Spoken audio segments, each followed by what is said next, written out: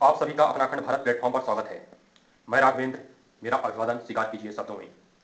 आज का विषय लेकर के आया हूं आपके समक्ष भारतीय नृत्य परंपरा के बारे में। आज का विषय है भारतीय नृत्य परंपरा।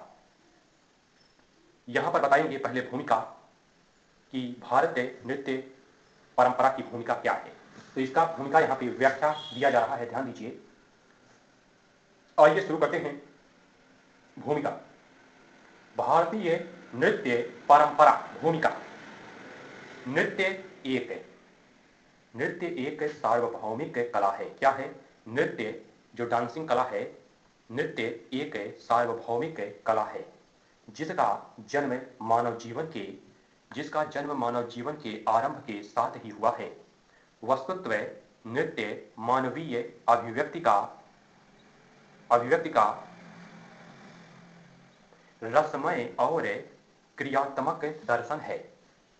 इसे इसे दूसरे रूप में कहें तो यह एक सशक्त आवेग है जिसके माध्यम से मानव जीवन के दोनों पक्षों यथा सुख एवं दुख को विभिन्न विभिन्न नियंत्रित मुद्राओं द्वारा अभिव्यक्त किया जाता है। इस प्रकार अंग प्रत्यंग मनोभावों के साथ की गई। यहाँ पे समझ आते हैं, थोड़ा सा वीडियो बाधित था क्योंकि यहाँ से बस पास हो रही थी। तो फिर से आइए ध्यान दे दीजिए। यहाँ पर जो है, इस प्रकार अंग प्रत्यंग एवं मनोभावों के साथ की गई नियंत्रित यत्री गति को नृत्य कहते हैं। यति गति को नृत्य कहते हैं। भारतीय नृत्य कला के विकास को धर्म एवं दर्शन से जुड़ा हुआ माना जाता है। किससे माना जाता है? तो यहाँ पे भारत में जो नृत्य है, ये धर्म एवं दर्शन से जुड़ा हुआ माना जाता है। ऐसी मान्यता है। कैसी मान्यता है? तो ऐसी मान्यता है कि संसार में बढ़ते क्रोध दुख एवं ईर्ष्या की जो भावनाएं होती हैं, ईर्ष्या को देखते हुए ब्रह्मा ध्यान मग्न हुए। क्या हुए? ब्रह्मा ध्यान मग्न हुए तथा उन्होंने नाट्य संगीत की रचना की। क्या की? जब ब्रह्मा ध्यान मग्न हुए, उन्होंने नाट्य संगीत की रचना की। इस तरह नृत्य ईश्वरी। तो यहाँ पे इस तरह नृत्य जो है ईश्वरीय नृत्य, ईश्वर एवं मनुष्य के आपसी प्रेम को दर्शाता है। ईश्वर और मनुष्य के बीच के आपसी प्रेम को दर्शाता है नृत्य।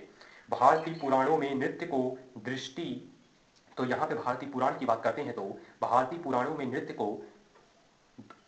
दुष्ट नाशक क्या माना गया है? दुष्ट नाशक। भारतीय पुराणों में नृत्य को दुष्ट नाशक एवं ईश्वर प्राप्ति का साधन बताया गया है। ऐसी मान्यता है। कैसी मान्यता है? तो ऐसी मान्यता है कि अमृत पान के पश्चात जब दुष्ट राक्षसों को अमरत्व प्राप्त होने का संकट उत्पन्न हुआ, तब भगवान विष्णु ने मोहिनी रूप धारण कर अपने लास्य नृत्य द्वारा तीनों लोगों को राक्षसों से मुक्ति दिलाई। इसी प्रकार भगवान शंकर ने जब दैत्य भस्मासुर की तपस्या से प्रसन्न होकर उसे वरदान दिया कि वह जिसके ऊपर हाथ रखेगा वह भस्म हो जाएगा। तब